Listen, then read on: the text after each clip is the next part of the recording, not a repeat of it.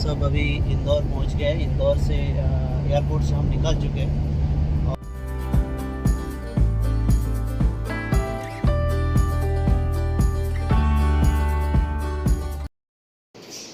Introduce yourself in English.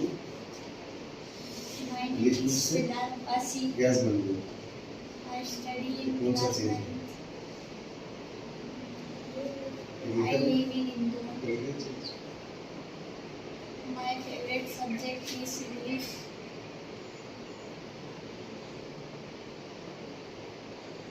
My father name is Shakir Abbasi.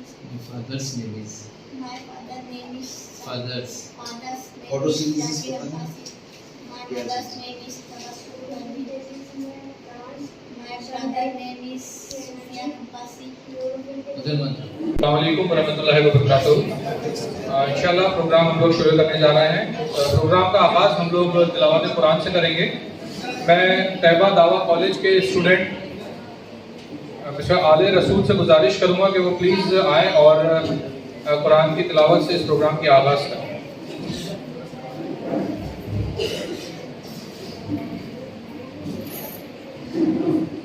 अस्सलामु अलैकुम वरहमतुल्लाहि वबरकातुहू।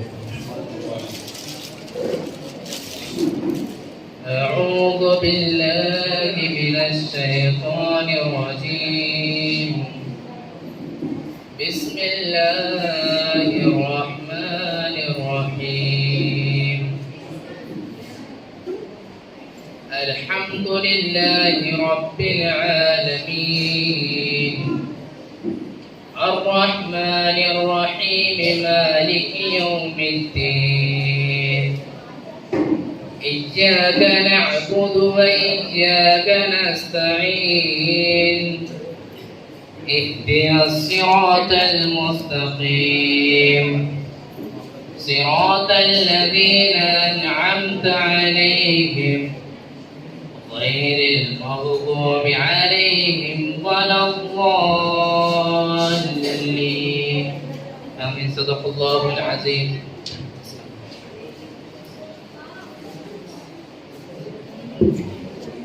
जज़ाकल्लाह। आले रसूल हमारे तैयबा दावा कॉलेज हिजराना के स्टूडेंट हैं जो कि अल्हम्दुलिल्लाह ग्रेजुएशन प्रोग्राम में हैं, जो कि आलिम के साथ साथ में दुनियावी तालीम भी हासिल कर रहे हैं। मेरी टीम सुनिए, फॉर्म्स अभी रहने दें ताकि अब आप लोग बाद में फॉर्म को भरिएगा, ताकि अब आप लोगों को ध्यान से सारे प्रेजेंटेशन को सुनना है। फॉर्म आपके पास टोकन आ चुका है तो आप लोगों का नंबर वही रहेगा। फॉर्म के लिए हमारी सपोर्टिंग टीम रहेगी इंशाल्लाह ताला, तो आपको कोई दिक्कत नहीं आएगी, फॉर्म भरा जाएंगे। ठीक है, आप लोग परेशान नहीं हो। आज का जो नए पेरेंट्स आए उनको मैं वापस से रिपीट कर दूं कि आज का जो शेड्यूल रहेगा वो इस तरीके से रहेगा कि एक प्रेजेंटेशन यहाँ पर अल-अमीन मिशन इंस्टीट्यूट से के जो हमारे साथ मेहमान आए हुए हैं, वहाँ के ट्रस्टीज आए हुए हैं, वहाँ के मेंबर्स आए हुए हैं, उन लोगों के साथ में आप लोगों का एक प्रेजेंटेशन रहेगा। उसके बाद में फिर मकसूद हुसैन गौरी साहब, डायरेक्टर पाकीज़ा एजू ग्रुप, आपके साथ में मुखातिब होंगे। प्रोग्राम के बाद में इंटरव्यूज शुरू होंगे। इंटरव्यूज कैसे देना है, आप लोगों को किस तरह से बात करनी है, क्या सवालात होंगे, वो आप लोगों को अल-अमीन मिशन की टीम बताएगी। आप लोग सभी अपने बच्चों की हौसला अफजाई करें। अल-अमीन मिशन इंस्टीट्यूट अल्हम्दुलिल्लाह 35 सालों से हिंदुस्तान की सरजमीन में काम कर रहा है, जहां से 6000 से ज्यादा डॉक्टर्स अब तक बन के निकल चुके हैं और हर साल 500 से ज्यादा डॉक्टर्स अब बन के निकल रहे हैं। अल्हम्दुलिल्लाह अल-अमीन मिशन ने ये कमाल किया वेस्ट बंगाल में कि उन्होंने 2.7% के लिटरेसी रेट को 27% से बढ़ा दिया, यानी कि हर मेडिकल कॉलेज में हमारी कम्युनिटी के स्टूडेंट्स का रेशियो 35% के लगभग होने लगा। ये बड़ा कारनामा था, क्योंकि हम लोगों ने लॉकडाउन में ये महसूस भी किया और ये देखा भी कि हमारे माशरे में, हमारे समाज में डॉक्टर्स की निहायत ज़रूरत थी और हमारे पास में डॉक्टर्स नहीं थे, और अगर वो थे तो किस तरह से थे ये हम सब ने देखा। तो अल-अमीन मिशन का ये टारगेट होता है। अल-अमीन मिशन का ये जो उनका निज़ाम है वो इस तरह से होता है कि एक ऐसा बच्चा जो उसके इदारे में दाखिला लेता है वो कमज़ोर होता है, उसे मजबूत किया जाता है, उसे एक बेहतर मोमिन बनाया जाता है, साथ में उसे डॉक्टर, इंजीनियर या फिर IAS IPS की तैयारी करवाई जाती है, इस मकसद के साथ में कि एक बेहतर इंसान, एक बेहतर मोमिन बच्चा दुनियावी तालीम के साथ में आगे बढ़ता है। अल-अमीन मिशन इंस्टीट्यूट के बानी जनाब नूरुल इस्लाम साहब ने इसकी नींव रखी और अब तक 72 से ज़्यादा, मेरे आंकड़ों में कमी होगी, दिलदार दादा उसको सुधारेंगे, 72 से ज़्यादा इंस्टीट्यूट अब तक के चल रहे हैं, जिसमें 20,000 से ज़्यादा स्टूडेंट पढ़ रहे हैं और न जाने कितने हज़ार बच्चे अभी तक के बाहर निकल चुके हैं, गालिबन 40,000 से ज़्यादा बच्चे। मकसूद हुसैन गौरी साहब ने वेस्ट बंगाल में नूरुल इस्लाम साहब से ये दरख्वास्त करी कि जो जिस तरह का जादू उन्होंने वेस्ट बंगाल में चलाया और इस तरह का रिवॉल्यूशन, इस तरह की क्रांति हमारे समाज में लेकर आया, चूंकि वेस्ट बंगाल मध्य प्रदेश से भी ज़्यादा, अगर हम वहाँ जाके देखें तो गरीबी और परेशानियों में ज़्यादा मुब्तला है, उसके बावजूद वेस्ट बंगाल ने ये कमाल किया कि उन्होंने अपनी तवज्जो एजुकेशन पे ज़्यादा रखी, जिसके कारण उनके हालात बदले। और हमें भी ये मान लेना चाहिए कि सिर्फ तालीम ही है जो हमारे हालात को बदल सकती है। आप लोग इस बात से मेरे इत्तेफाक रखते होंगे, तभी आप आज का पूरा दिन अपने बच्चों के मुस्तकबिल के लिए आए हैं। आज का पूरा दिन आपके बच्चों के लिए है। अपने बच्चे आपसे सीखेंगे कि आप किस तरह से सब्र रखते हैं, किस तरह से बिहेवियर रखते हैं और किस तरह से हमारी टीम के साथ में आप लोग डील करते हैं। आपके इस आने को और आपके अपने बच्चों के मुस्तकबिल के फिक्र को अल्लाह कबूल करे अपने हबीब के सदके तुफैल में। और मैं आप सभी लोगों का शुक्रिया अदा करता हूं कि आप लोग ने हमारी हौसला अफजाई के लिए, क्योंकि ये एक काम पिछले लॉकडाउन को हम लोगों ने शुरू किया और पिछले लॉकडाउन के पहले हम लोगों ने इसका आगाज़ किया था, लेकिन लॉकडाउन के कारण इसको हम कंटिन्यू नहीं कर पाए। फिर उसके बाद हमने इसको शुरू किया और आप लोगों ने भरोसा जताया, इसके लिए हम सब आपके शुक्रगुजार हैं। मैं सबसे पहले आप लोगों का ताल्लुक वेस्ट बंगाल की टीम से करवाना चाहूँगा। हमारे साथ में वेस्ट बंगाल से अल्हम्दुलिल्लाह वहाँ के बड़े जिम्मेदारान यहाँ पर मौजूद हैं, जिसमें सीनियर पर्सन जनाब दिलदार साहब, जनाब मोहसिन भाई, जनाब यासुद्दीन भाई, जनाब अताउर रहमान साहब, जनाब मोइनूर भाई हमारे साथ में शामिल हैं और जनाब नूरुल इस्लाम साहब के साहबजादे जनाब ज़हीर भाई जो यहाँ पर वीडियो बना रहे हैं, कि नूरुल इस्लाम साहब जो यहाँ अल-अमीन मिशन के बानी हैं, उनके साहबजादे भी हमारे साथ में यहाँ मौजूद हैं। अमूमन इनके 72 ब्रांचेस हैं। ये लोग की टीम जाती है, इनके डाउन द लाइन जो टीम होती है वो इंटरव्यू लेकर यहाँ पर आ जाती है उनके इदारों में। लेकिन इनकी मोहब्बत है इंदौर के लिए और हमारे स्टेट के लिए कि इनके जो मेन जिम्मेदारान थे, जो बड़े पदाधिकारी थे, वो लोग इंदौर की सरजमीन के लिए, हमारे बच्चों के लिए अपने 5 कीमती दिन निकाल के यहाँ पर हाजिर हुए हैं। तो हमारी भी ये तवक्को है आप लोगों से कि आप लोग भी इनकी लिए दुआ करेंगे और इनके साथ इनके अपने बच्चों के लिए, अपने बच्चों को इन्हें आप सौंपने आए हैं, तो ये इन पे भरोसा रखेंगे कि ये एक बेहतर मुकाम पर अपने बच्चों को ले जाएंगे। अपनी बात को आगे बढ़ाते हुए मैं अल-अमीन मिशन के जिम्मेदार जनाब दिलदार साहब को दावत दूंगा कि वो आए और आप लोगों को अल-अमीन मिशन के बारे में बताएं। अल-अमीन मिशन क्या है, कैसे चलता है, बच्चे कैसे तैयारी करते हैं, इस पर वो रोशनी डालेंगे। जनाब दिलदार साहब।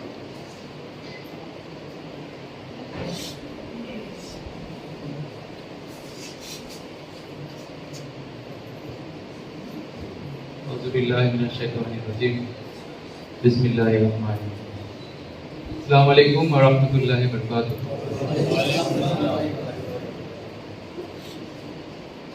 पहले ये बात आपसे हम स्वीकार करेंगे कि अल-अमीन मिशन कोई स्कूल नहीं चलाते। अल-अमीन मिशन एक फैमिली है और इस फैमिली का मैं भी एक हिस्सा हूँ। 1986-87 में अल-अमीन शुरू हुआ था और इस फैमिली का जो पहला बैच था इस पहला बैच का मैं स्टूडेंट था। पहला जो बैच सेकेंडरी एग्जाम दिया था 1991 में, इस बैच का मैं स्टूडेंट था। फिर बाद में मैं पढ़ाई किया, फिजिक्स में एमएससी किया, एमबीए किया। लेकिन इस फैमिली का एक ऐसा एक हैसियत है, ऐसा एक अट्रैक्शन है जो इस फैमिली में एक बार आते हैं और कभी भी इस फैमिली से दूर नहीं जा पाते। तो मैं तो बंगाली हूँ और मेरा उर्दू हिंदी ज़्यादा अच्छा नहीं है, फिर भी जो भी बोलूँगा दिल से बोलूँगा, और I believe that you will understand my point, my language. क्योंकि दिल की जो भाषा होती है वो दिल से समझ में आते हैं, वो दिमाग से नहीं होता है। तो 1986-87 में इस फैमिली का शुरुआत हुआ था, इस मिशन का शुरुआत हुआ था। और एक मिशन का जो शुरुआत करने का जो पर्पस थे, यही पर्पस थे। जिस शख्स ने इस मिशन को शुरू किया था, जनाब नूरुल इस्लाम साहब, जैसे आप सर सईद अहमद को जानते हैं, जो इंडिया में मॉडर्न एजुकेशन लाए थे। तो जनाब नूरुल इस्लाम साहब को बंगाल का सर सईद अहमद बुलाया जाता है। इस 35 इयर्स में बंगाल में एक एजुकेशन में एक आप बोल सकते कि तहलका मचा दिया। और इसका शुरुआत यहाँ से शुरू हुआ था कि नूरुल इस्लाम साहब ने जब 10th स्टैंडर्ड के स्टूडेंट थे, तो उसी टाइम से उनका अंदर में ख्याल आया कि बंगाल में हमारा आबादी है 25%, लेकिन जेलखाना में मुसलमान लोग 75% क्यों होते हैं, थाने में 75% क्यों होते हैं, कोर्ट का जो एरिया होता है, कोर्ट में ज़्यादातर 75 से ज़्यादा जो लोग जाते हैं, तो मुसलमान लोग क्यों होते हैं? अगर होना चाहिए तो मैक्सिमम 25% ही होना चाहिए, क्योंकि हमारा आबादी 25% है। और दूसरा कॉइन का अगर उल्टा फिर देखें तो अच्छा, मेडिकल कॉलेज में 2.5% क्यों है? हमारा आबादी 25% है, तो मेडिकल कॉलेज में 2.5 क्यों है? WBCS में, सिविल सर्विस में क्यों 2.5% है? इंजीनियरिंग कॉलेज में, प्रेसिडेंसी कॉलेज में, जो अच्छा इदारा है, उसमें क्यों इतना का परसेंटेज कम है? तो एक सीधा इक्वेशन आता है कि हमारा जो कम्युनिटी है, इस कम्युनिटी का हालत ऐसा इसलिए हुआ है कि जेलखाना में 75% और मेडिकल इंजीनियरिंग कॉलेज में 2.5%। इसका एक ही सॉल्यूशन है, एक ही आंसर है। वो आंसर यही है कि हम लोग इकरा से बहुत दूर चले गया। अल्लाह ने जो पहला मैसेज हम लोग को दिया है, उस पहला मैसेज इकरा से शुरू होते थे, और वो जो पहला मैसेज से हम लोग दूर चले गए, इकरा से दूर चले गया। और इसी का एक वजह है, कंसिक्वेंस है कि हम लोग इस हालत में आ गया है। तो यहाँ से नूरुल इस्लाम साहब का जर्नी शुरू हुआ, मिशन शुरू हुआ था कि हमको क्वालिटी एजुकेशन लाना चाहिए। और इस क्वालिटी एजुकेशन अब क्या होता है, हम भी जब छोटे थे तो हम लोग सोचते थे कि ये जो बैकवर्ड कम्युनिटी है, मुसलमान लोग जो बैकवर्ड है, शायद ये बैकवर्ड होने के लिए पैदा हुआ है, ये छोटा छोटा काम करने के लिए पैदा हुआ है। हमारे घर में जो बच्चे आते हैं वो राजमिस्त्री का काम करेंगे, वो हाथ का जो काम होता है, मैनुअल जॉब्स होता है, इस करने के लिए उसका जन्म हुआ है। मैं भी छोटा जब था वही सोचता था, लेकिन ऐसा नहीं है। अल्लाह ने हम लोग को अशरफुल मखलूक़ात बनाया है, माशाल्लाह हम लोग को अशरफुल मखलूक़ात बनाया है। और हम लोग का ये तो हम लोग का बहुत बड़ा एक मकाम हम लोग को अल्लाह ने दिया है कि अल्लाह के सबसे ज़्यादा जो प्यारे नबी है, उस नबी का उम्मत बनाया हम लोग को। और हमारा ऐसा हालात क्यों होते हैं कि क्यों होगा? तो यहाँ से मिशन का आलमी मिशन शुरू हुआ। और ये हम लोग इस विश्वास से शुरू किए कि अल्लाह के जो एक मैसेज है शुरा रात में, कि अगर किस कम्युनिटी किसी आदमी ने, किसी कम्युनिटी ने अगर खुद को बदलने की कोशिश नहीं करते, तो अल्लाह ताला खुद उसको नहीं बदलते हैं। Allah does not change the condition of people of community. If this community does not intend to change what is in their self. अगर हम नहीं चाहते, हम लोग नहीं खुद चाहते कि इसको हम बदले, तो अल्लाह ताला हम लोग को नहीं बदलते हैं। और यहाँ से हम लोग शुरू किए। हम लोग दोष देते थे कि सरकार कुछ नहीं करते हमारे लिए, मेजोरिटी पीपल जो है हमारे लिए नहीं सोचते, नहीं कुछ करते हैं। तो इसी में हम लोग कंप्लेन में, ब्लेम में चला गया, दूसरा डायरेक्शन में चला गया, blaming blaming blaming, complaining complaining complaining. तो यहाँ से हम लोग पलट रहा नहीं, I will not give blame to any others people. हम सरकार को दोष नहीं देंगे, हम किसी को ब्लेम नहीं करेंगे, ये हमारा ब्लेम है। ये कंप्लेन अगर किसी को करना है तो खुद के ऊपर करना है कि हम लोग कुछ नहीं किया है, हम लोग कुछ इनिशिएटिव नहीं लिया है, तो इसीलिए आज हमारा ऐसा हुआ है। एक दिन ऐसा था इब्न सीना जैसा, अल ख्वारिज़मी जैसा बहुत बड़ा शख्स, हस्ती जो इस्लाम में आए और दुनिया को बदल दिया, अलजबरा को लेके आया, मेडिसिन को लेके आया, सर्जरी को लेके आया। कहाँ से आया? सभी इस्लाम का ये मतलब प्रोडक्शन है, दुनिया को नया रोशनी दिखाया, एजुकेशन में रस्मी दिखाया, लेकिन हम लोग वहाँ से हट गया और इसीलिए आज हम लोग गुलाम बन गए। एक दिन था, हम लोग दुनिया को दिया है, हम लोग का हाथ ऐसा था, अब हाथ ऐसा हो गया, लेने वाला हो गया। अब जो लेने वाला होते हैं उसका कोई ऑनर रहता है? किसी ने ऑनर देते हैं? जो भिखारी होते हैं, हम लोग भीख देते हैं। कितना आदमी ऐसे होते हैं कि भिखारी को वो ऑनर करके भीख देते हैं, है ना? तो भिखारी बन गए हम लोग, तो इसीलिए आज हम लोग का हालत ऐसा हो गया।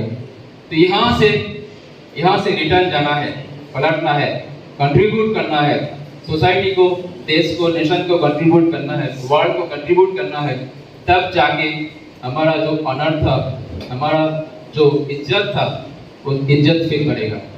तो अल्लाह ने शुरू किया था और इस सोच से शुरू किया था। ऐसा नहीं हो सकता है कि हम लोग पीछे हो गया इसलिए हमारे जो बच्चे हैं ये भी पीछे रहेगा। हमारा गोद में जो बच्चे आते हैं, यहाँ पर जो बच्चे बैठे हैं, इस बच्चों के अंदर, इसी में बहुत सारा साइंटिस्ट है, बहुत सारा डॉक्टर्स है, इंजीनियर्स है, बहुत सारा आर्टिस्ट है, बहुत सारा प्रोफेसर, टीचर्स है, इसी बच्चों के अंदर है।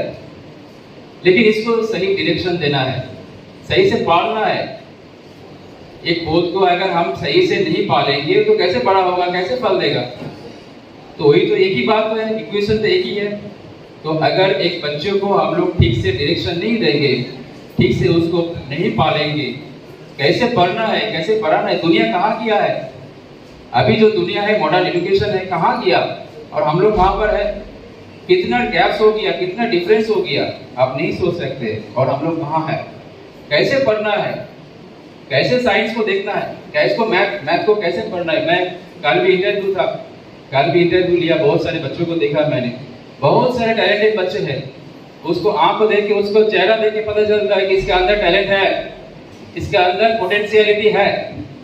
लेकिन अगर एक बच्चों को जीनियस बनाना है, एक बच्चों को बड़ा कुछ बनाना है, तो उसको सही से ट्रेनिंग देना पड़ता है। ऐसे नहीं होता है। जो गाय के बच्चे हैं वो तो घास खाना सीख जाते हैं, जो अपना काम करना सीख जाते हैं। लेकिन ऐसा एक ही आदमी हमारा आदमी को जो बच्चे होते हैं ना, इसको अगर बड़ा कुछ बनाना है तो उसको सही से ट्रेनिंग देना पड़ता है, सही से एजुकेशन देना पड़ता है। तो यही डिफरेंस होता है। तो अल्लाह ने इस क्वालिटी एजुकेशन को लाया और सही डायरेक्शन, सही फैसिलिटी से हम लोग बच्चों को बड़ा किया। और इसका कॉन्सिक्वेंस क्या हुआ? 35 इयर्स में लगभग 44,000 स्टूडेंट्स यहाँ से पढ़ा और 26,000 स्टूडेंट्स यहाँ से निकल गया। और अभी 18,000 स्टूडेंट्स हॉस्टल में है, रेसिडेंट स्टूडेंट्स 18,000 है, 26,000 निकल गया पढ़ के। और जो 26,000 निकल गया, हायर एजुकेशन में लगभग 12,000 स्टूडेंट्स हो जो लगभग अभी हायर एजुकेशन में है, उसका पढ़ाई चालू है। बाकी जो 40,000 स्टूडेंट्स है, इसमें कुछ ना कुछ बन गया है। इस 40,000 स्टूडेंट्स में 6,000 बच्चों मेडिकल लाइन में है, 5,000 इंजीनियरिंग लाइन में है, फिर सिविल सर्विस में गया, तो 11,000 बच्चों तो मेडिकल और इंजीनियरिंग लाइन में चला गया। बाकी जो 3,000 बच्चा है, किसी ने प्रोफेसर हुआ, टीचर हुआ, साइंटिस्ट बना है, एंटरप्रेन्योर बना है, और दुनिया का हर जगह में आप यूरोप में, आप अफ्रीका में, इंग्लैंड में, हर जगह में अल-अमीन का स्टूडेंट माशाल्लाह सब जगह में है और बहुत अच्छा जगह में किया है। और इसका साथ साथ हमारा जो मेन मकसद है, मेन जो इरादा है, मेन मकसद यही है कि जो एक्सपीरियंस हम लोग को मिला है, हम देखे हैं जो गरीब घर में जो बच्चे लोग आते हैं, ऐसे तो अल्लाह मियाँ ने सब घर में टैलेंटेड बच्चों को दिया है, लेकिन टैलेंट जो जीनियस टैलेंट पैदा होते हैं, बड़ा होते हैं, ये ज़्यादातर इस माहौल में पैदा होते हैं, इस फैमिली में होता है जिस फैमिली में क्राइसिस होते हैं, चैलेंज होते हैं। गरीब बच्चों जो गरीब घर में होते हैं ना, उसका अंदर एक अलग सा मतलब एक क्या होता है, इनिशिएटिव होता है कि हमको कुछ करना है, मेरा ऐसा हालात है, अगर हम ठीक से नहीं पढ़ाई किया, बड़ा कुछ नहीं बना तो मेरा हालत नहीं चेंज होगा। तो आज अल-अमीन मिशन से जितना डॉक्टर निकला है 50% से ज़्यादा 70% जो डॉक्टर निकला है वो गरीब घर से निकला है। और इस गरीब जो बच्चे होते हैं, ऑर्फन जो बच्चे होते हैं, गरीब जो बच्चे होते हैं, इस गरीब बच्चों के लिए बहुत सारा आदमी को स्पॉन्सरशिप मिल जाता है। ज़कात कलेक्शन करते हैं हम लोग, हर साल रमजान का महीने में ज़कात कलेक्शन करते हैं और उस पैसा से उनको पढ़ाई चलता है। और जो अच्छे बिजनेसमैन है, जिसका फिनेंशियल बैकग्राउंड अच्छे हैं, उनसे हम लोग फुल फीस लेते हैं। इस इंटरव्यू का जो मतलब प्रोसेस है, इस प्रोसेस की एक अहम हिस्सा यही है कि आप लोग का बीच ऐसा आदमी है जिसका पास अल्लाह ने बहुत सारा पैसा दिया, और ऐसा आदमी भी है जिसके पास पैसा नहीं है, लेकिन वो जो बच्चे हैं उनके पास, वो बच्चे एक डायमंड से भी ज़्यादा मतलब दामी है, कॉस्टली है। तो ये दोनों को जोड़ना है।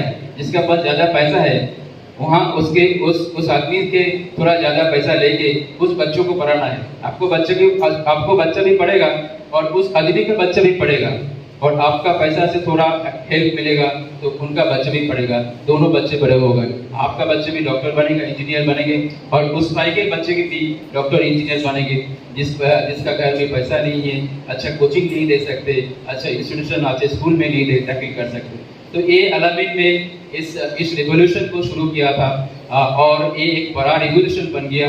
और जितना स्टूडेंट अल-अमीन में है, अभी लगभग जो 80,000 प्रेजेंट जो रेजिडेंट स्टूडेंट है, इस 80,000 का लगभग 25% ऐसा स्टूडेंट है जो ऑर्फन है, जो यतीम है, जो गरीब है, जिसे पैसा नहीं लिया जाता है, और अगर लिया भी जाता तो बहुत कम लिया जाता है।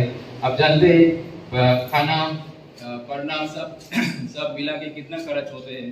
तो इस खर्च में ऐसा बच्चों भी है जो जीरो फीस है, ऐसे बच्चों भी है, कोई 1,000 रुपया देता है, कोई 2,000 रुपया देता है। तो इसका जो 25% स्टूडेंट जो है, जो गरीब से आते हैं, गरीब फैमिली से आते हैं, इन्होंने जो रिजल्ट देते हैं, ये हम लोग का इस सोसाइटी का, इस कम्युनिटी का सबसे बड़ा जो वेल्थ है, प्रॉपर्टी है, ये प्रॉपर्टी बच्चे लोग है। जो फ्यूचर है, वो फ्यूचर में लीड करेंगे, हम इस कम्युनिटी को लीड करेंगे, यही बच्चे लोग लीड करेंगे, क्योंकि इनका अंदर जो इनिशिएटिव है, इनका अंदर जो ताकीद है, मतलब कुछ करना होगा, कुछ दिखाना होगा, ज्यादा इसी बच्चों में देखा जाता है। तो अल-अमीन यही काम करते हैं कि एक ही प्लेटफॉर्म में, एक ही जगह में, एक ही सिस्टम में 1 करोड़पति फैमिली का बच्चा भी रहता है और एकदम गरीब बच्चों भी रहता है, और एक साथ खाते हैं, एक साथ पढ़ते हैं। तो इसमें एक सोशल रिवोल्यूशन भी आते हैं, जो इक्विटी की बात हम करते हैं। इस्लाम जो इक्वालिटी की बात करते हैं, इक्विटी की बात करते हैं, ये इक्विटी भी यहाँ पर एस्टैब्लिश होते हैं। तो नाजिम भाई, ये जनरेटर चालू हो रहा था। अच्छा, मेरा बात जा रही है? आवाज ठीक है? ओके। तो ये जो इंटरव्यू प्रोसेस है, मैं और ज़्यादा नहीं बात करूँगा। इस इंटरव्यू प्रोसेस में जो फीस है, ठीक है, जो नॉर्मल फीस है, वो मंथली फीस है 9,090 रुपीज़। मंथली फीस है 9,090 रुपीज़, ठीक है। और इसके साथ एडमिशन फीस है, ईयरली चार्जेस है। तो एडमिशन फीस जो है वो एक बार ही देना पड़ेगा, ईयरली चार्जेस जो है वो हर ईयर में देना पड़ेगा, और मंथली फीस जो है वो महीने में देना पड़ेगा, ठीक है। तो आपका जैसा मतलब फिनेंशियल कंडीशन है, उसी हिसाब से आपको बोलना होगा कि मैं इतना फीस दे पाऊंगा। हम लोग आपसे रिक्वेस्ट करते हैं कि अल्लाह मियाँ ने जिसको पैसा दिया है आप लोग प्लीज़ मतलब छुपाइए मत, क्योंकि पैसे होते भी बहुत ज़्यादा ऐसे आदमी होते हैं जो बोलते नहीं है कि नहीं मेरे पास पैसा नहीं, इतना फीस नहीं दे पाऊंगा। तो ऐसा मत सोचिए कि ये खर्च हो जाएगा, ऐसा नहीं है। आप आपके बच्चे के ऊपर खर्च करेंगे, ये खर्च नहीं होता है, एक इन्वेस्टमेंट होता है। ये सबसे अच्छा इन्वेस्टमेंट है। जितना भी आप इन्वेस्टमेंट करते हैं ना, आप गोल्ड खरीदते हैं, आप जमीन खरीदते हैं, तो जितना बिजनेस में इन्वेस्ट करते हैं, सबसे ज्यादा सबसे बेहतर इन्वेस्टमेंट यही है कि आपके बच्चे के ऊपर आप खर्च कीजिए, उसको अच्छा आदमी बनाइए, उसको बड़ा आदमी बनाइए, ऐसा आदमी बनाइए, ऐसा इंसान बनाए जो इस दुनिया में जो सर ऊंचा करके जिएगा, और इसका बाद भी जब हम लोग यहाँ से चले जाएंगे आखिरात में भी हम लोग सर ऊंचा करके रहेंगे, ऐसे काम करेंगे। तो आलमीन इसका ऊपर भी ध्यान देते हैं। 5 वक्त का नमाज यहाँ पर होते हैं, मतलब रोजा कंपलसरी होते हैं, और हर दिन में रोज एक दिनियात का तालीम होता है, जो हदीस कुरान का जो तालीम होते हैं, मिनिमम जो बेसिक्स तालीम होते हैं वो बेसिक्स तालीम दिया जाता है। क्योंकि हमारा यही स्लोगन है कि रब्बना आतिना फिद दुनिया हसना तो फिल आखिरत। तो यहाँ भी हम लोग अच्छा रहेंगे, और यहाँ से जब चला जाएंगे तो वहाँ भी हम लोग का इज्जत मिले। और वही सबसे बड़ा सर्टिफिकेट वही है, अल्लाह के पास जाके जो सर्टिफिकेट मिलना है वही सबसे बड़ा सर्टिफिकेट है। तो ऐसे तरीके से हम लोग तैयार करते हैं। जो बच्चे यहाँ पर डॉक्टर बनते हैं, जो इंजीनियर बनते हैं, जो टीचर बनते हैं, तो हम लोग यही सिखाते हैं कि तुम ऐसे तरीके से काम करो, अल्लाह के नबी के जो तरीके थे ऐसे तरीके से काम करो कि तुम्हारा काम इबादत बन जाए। तुम जब डॉक्टर बन के किसी आदमी को इलाज करोगे तो इस नियत से ऐसे तरीके से काम करो, ऐसे तरीके से इलाज करो कि तुम्हारा वो ट्रीटमेंट इबादत बन जाए। तो एक जो इबादत तुम दुनिया मतलब सारी जिंदगी में तुम करोगे, उस इबादत तुमको आखिरत में इज्जत देगा। जो आखिरी जो सर्टिफिकेट मिलना है अल्लाह से, वो सर्टिफिकेट अच्छा होगा और हमको जन्नत नसीब होगा। तो इसी हिसाब से अलामीन काम करते हैं, और इस दुनिया में हम अच्छा रहेंगे, और दुनिया के बाद जब आखिरत में जाएंगे तो वहाँ भी हमको अच्छा रहना है। तो इंटरव्यू प्रोसेस में हम लोग ये जो टेस्ट है, अब तो बच्चे का तो टेस्ट हो गया, जो रिटेन टेस्ट था उसका तो टेस्ट हो गया। आज का जो टेस्ट है ये टेस्ट पेरेंट्स का टेस्ट है। आज का जो टेस्ट है ये पेरेंट्स का टेस्ट है, मतलब पापा मम्मी का टेस्ट है कि आप आपके बच्चे के ऊपर आप कितना आपको बच्चे को प्यार करते हैं, आप कितना आपको बच्चे को बड़ा करने चाहते हैं, आपका नियत कितना खास है, आप कितना ऑनेस्ट है, इसका टेस्ट होगा आज। क्योंकि एक ऐसे बहुत एक्सपीरियंस हमारा है कि महीने में 2 लाख कमाते हैं, लेकिन यहाँ पर 10,000 रुपये नहीं देना चाहते हैं। यहाँ आके बोलते हैं कि नहीं 2,000 से ऊपर हम नहीं दे पाएंगे। अरे तो कैसे होगा? आप अगर आपका खुद के बच्चे के ऊपर पढ़ने के लिए अगर खर्च नहीं करेंगे तो क्या कैसे होगा? ये तो नहीं होता ना।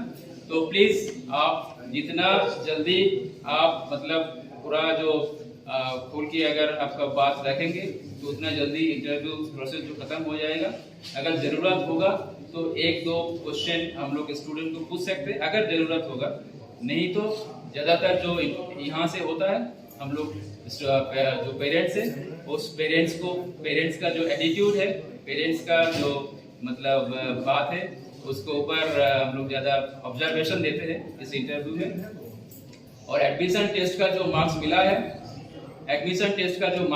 है और इस इंटरव्यू प्रोसेस में आपको जो ग्रेड मिलेगा, मतलब आपको देख के ऑब्जर्वेशन करके जो ग्रेड हम देंगे, इस दोनों मिल के फाइनल सिलेक्शन होगा।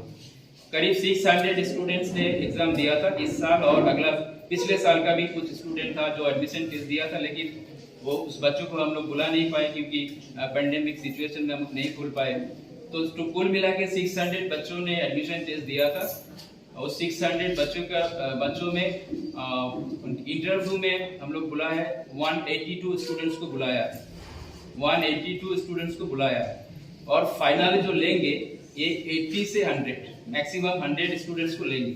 तो 182 जो 182 स्टूडेंट्स के अंदर 80 से 100 स्टूडेंट्स को फाइनली सिलेक्ट करेंगे। तो फाइनल सिलेक्शन किसका बेसिस से होगा? इसी बेसिस से होगा जो रिटेन टेस्ट में मार्क्स मिला है और आज की जो इंटरव्यू प्रोसेस रहेगा, इसमें आपको जो ग्रेड मिलेगा ये दोनों मिल के फाइनल सिलेक्शन होगा। ठीक है, तो आई थिंक जो बात थे सब आपको मतलब सब कुछ अंडरस्टैंडिंग हुआ, सब कुछ आप समझे। अगर किसी का ऊपर आपको डाउट है, कुछ पूछना है तो आप क्वेश्चन कर सकते हैं, उसका फिर हम लोग क्लियर कर देंगे इंशाल्लाह। अस्सलाम वालेकुम।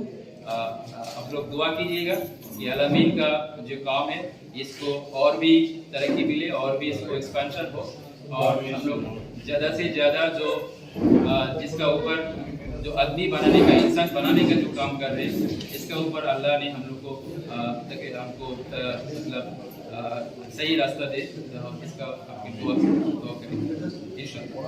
अल्लाह हाफ़िज़। मैं आगे चलते इजाज़ुद्दीन भाई को दावत देना चाहूँगा कि प्लीज़ वो आएँ और एकेडमिक्स और करिकुलम की तरफ रोशनी डालें। इजाज़ुद्दीन भाई।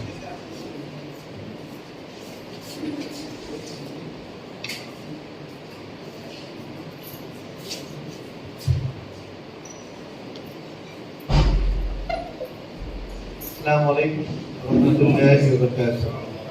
अल्लाहुम्मा सल्ली अला मुहम्मदिन नबील उम्मी व आलिहि व सल्लिम तस्लीमा। तमाम तारीफ़ उस अल्लाह के लिए जो हमें और आपको इस मजलिस में बैठने की तौफीक अदा फरमाए, और ये जो सारी दुनिया जो है अभी जद्दोजहद कर रहा है कोविड-19 सिचुएशन में, तो सबको अल्हम्दुलिल्लाह हमें और आपको जो जिंदा रखे, इसके लिए हम लोग दिल से बोले अल्हम्दुलिल्लाह। कि भाई सारी बात जो है हमारे सीनियर जो है दिलदार हुसैन साहब ने आपको बोल दी। अब जो है बच्चे की पढ़ाई कैसे होगी, हम लोग इसको जो लेंगे यहाँ पे, तो इसके बाद क्या करने वाले हैं, एडमिशन के बाद तो एडमिशन का प्रोसेस होंगे। तो अभी पहली बात है कि जो करिकुलम होंगे, करिकुलम जो है CBSE होंगे, central board for secondary education. ठीक है, central board of secondary education होंगे, क्योंकि कुछ बच्चे हैं जो यहाँ पे एग्जाम दिए थे वो मध्य प्रदेश बोर्ड के थे, स्टेट बोर्ड के थे, लेकिन हमारे करिकुलम जो है ये CBSE फॉलो करेंगे। क्यों? क्योंकि हम लोग जिसके लिए इसको तैयार करेंगे वो इसका करिकुलम फॉलो करने के बाद इसके बाद जो है नीट के लिए जो जाएंगे बच्चे, डॉक्टरी के लिए जाएंगे, तो इसके लिए आसान होता है CBSE के लिए फॉलो करना। लेकिन अल-अमीन मिशन का जो स्पेशलिटी है, CBSE का जैसे कि एक नॉर्म्स है कि देखिए CBSE का साइंस पेपर जो है ना, ये फिजिक्स, केमिस्ट्री, बायो मिलके एक है, एक 9 का है, एक 10 का है, और मैथमेटिक्स एक ही है। लेकिन हम लोग का जो प्रोसेस है, तो उसमें हम लोग क्या करते हैं, CBSE जितना बोल रहा है तो उतना ले रहे हैं, लेकिन इसके बाद भी हम लोग का 4 मेजर बड़े एग्जाम होते हैं। तो इसका मार्क्स जो है 2-2 एक करके, जैसे बोलते हैं टर्म 1 एंड टर्म 2, तो एक PA1 हो गया, एक हाफ ईयरली हो गया, एक PA2 हो गया, एक एनुअल हो गया। लेकिन इसको मार्क्स को हम लोग थोड़ा बढ़ा देते हैं, एक 50 कर देते हैं, 80 कर देते हैं, एक 40+10 और एक 80+10 कर देते हैं, 80+20 कर देते हैं। तो इसमें इंटरनल असेसमेंट भी आ जाते हैं, को करिकुलर एक्टिविटीज पे आ जाते हैं, ये सारी चीज जो है ये आ जाते हैं। पहले से थोड़ा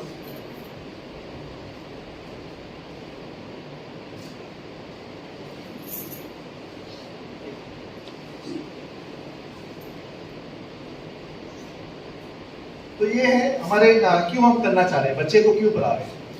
तो ये पढ़ा रहे हैं ना कि ये जो जमाना आ रहा है 21st सेंचुरी का, तो इसमें बच्चे खाली किताब पढ़ेंगे और किताब में से खाली उसको जो रट्टा कर लेंगे ना, तो इसमें नहीं है। तो इसके लिए जो है एक तरह से तो इसको मॉडर्न बनाना है, साइंटिफिक मेंटालिटी बनाना है, और लेकिन इस्लामिक वैल्यूज को जो है छोड़ना नहीं है। इसको क्रिएटिव बनाना है, लेकिन इंडिपेंडेंट मतलब बगैर अल्लाह के किसी के ऊपर भरोसा नहीं कर रहा है, और खुद से खुद कर सके ऐसा, बगैर नौकरी ढूंढने के नौकरी पैदा करे ऐसा हुनर बनाना है बच्चे को।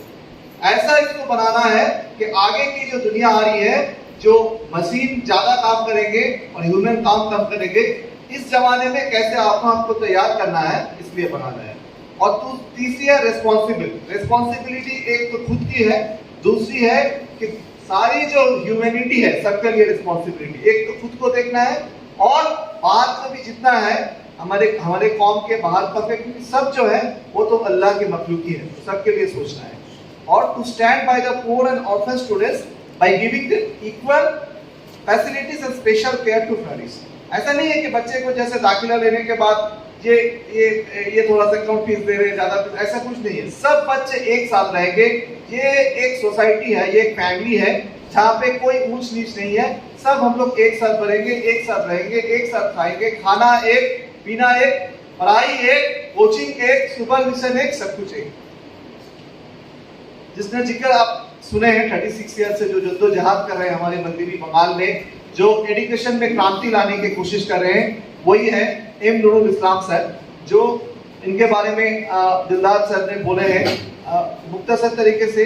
जो ऐसा स्टार्ट किए थे तो अपनी वाइफ पे जो जेवर जो है उसको रख के और फिर उसका पैसा लेके जो है वो स्टार्ट किए थे, तो अभी भी चल रहा है माशाल्लाह, जैसे नजीम भाई और हमारे सीनियर बोले हैं। नेक्स्ट, ये हमारे पास एक अपॉर्चुनिटी है कि हमारे साथ ऐसे बहुत एमिनेंट पर्सन जो है वो जुड़े हुए हैं, जैसे कि प्रोफेसर ए.के. जलालुद्दीन सर है, अभी 86 इयर्स ओल्ड है, जिसका एनसीईआरटी का एक्स एनसीईआरटी हेड। तो ये हमारे मेंटर्स है जो बेगन है, ये हमारे हेल्प करते रहते हैं। ऐसे बहुत सारे नाम अभी नए नए भी हैं, इनका जनाब फवाद करीम सर है, आईएएस कोच जो है समीर अहमद सिद्दीकी साहब है।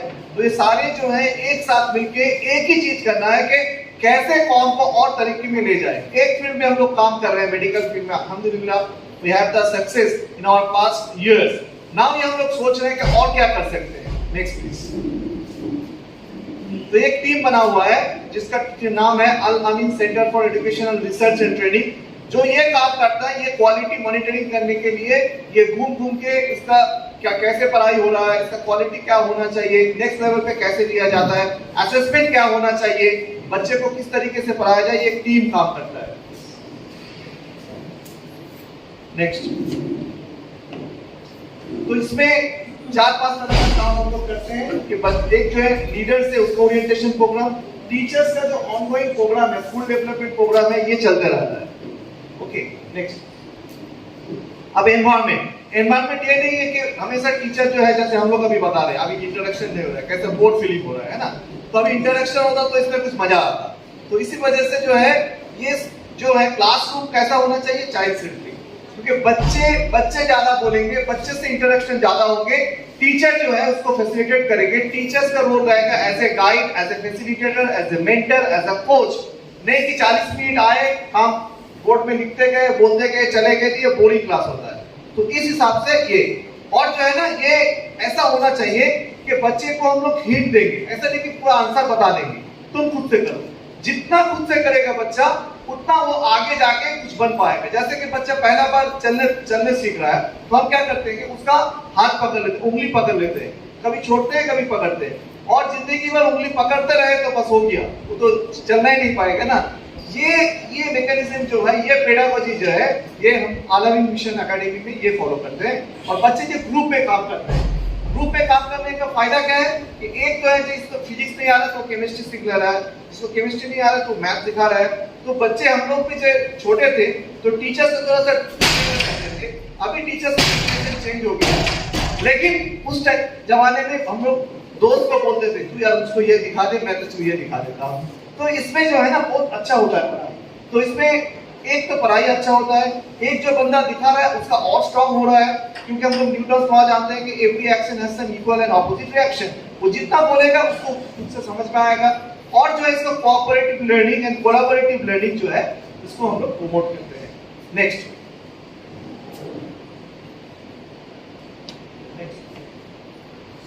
तो ये जैसे कि मैंने अभी एक्सप्लेन किया कि फैसिलिटेटर वर्सेस टीचर्स।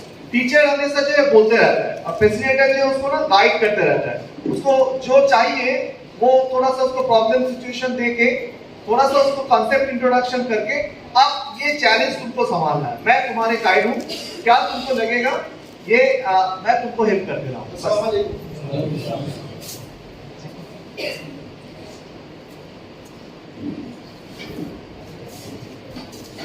ये 5 E's पे हम लोग बहुत ध्यान देते हैं कि बच्चे को एंगेज करना है।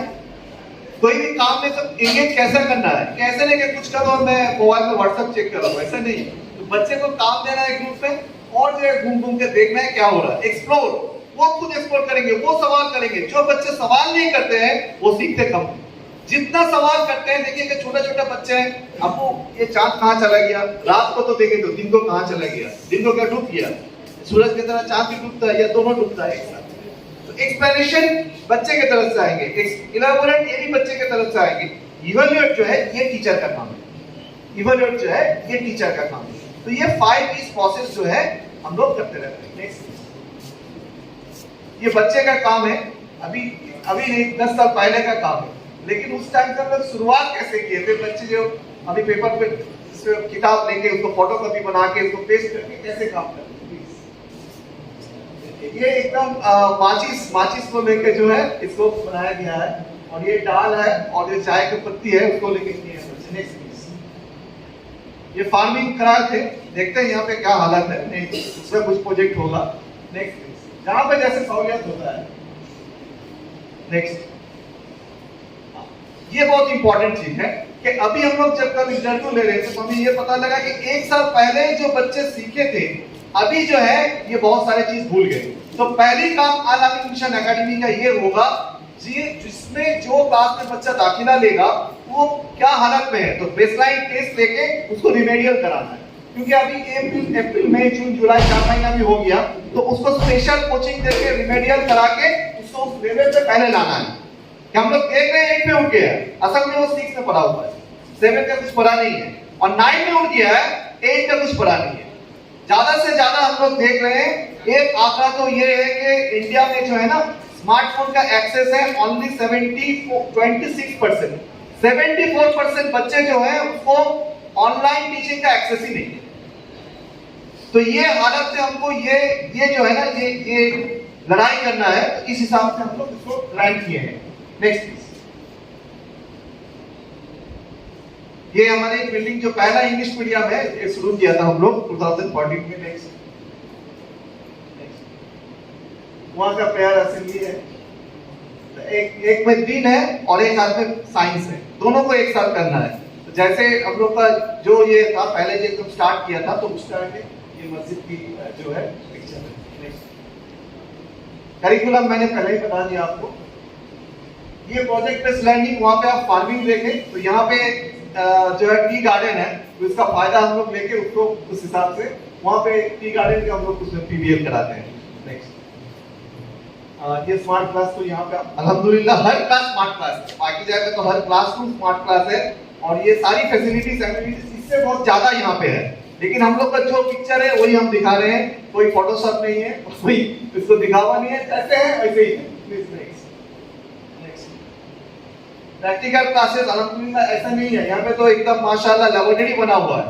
हमारे बच्चे को जब पूरा एक्सेस मिलने वाला है अल अमीन मिशन एकेडमी इंदौर में, कि ताकि वो पूरा इंफ्रास्ट्रक्चर यहाँ का यूज करेंगे और उसको जो प्रैक्टिकल चाहिए उसका पूरा सहूलियत यहाँ पे माशाल्लाह मिल जाएगी उनको। लाइब्रेरी भी माशाल्लाह बना हुआ है, आप देख सकते हैं, जब आपका इंटरव्यू होगा स्कूल घूम के देखिएगा कैसे है, पूरा बना हुआ है। फिजिकल एजुकेशन कराना है ये तो। नेक्स्ट।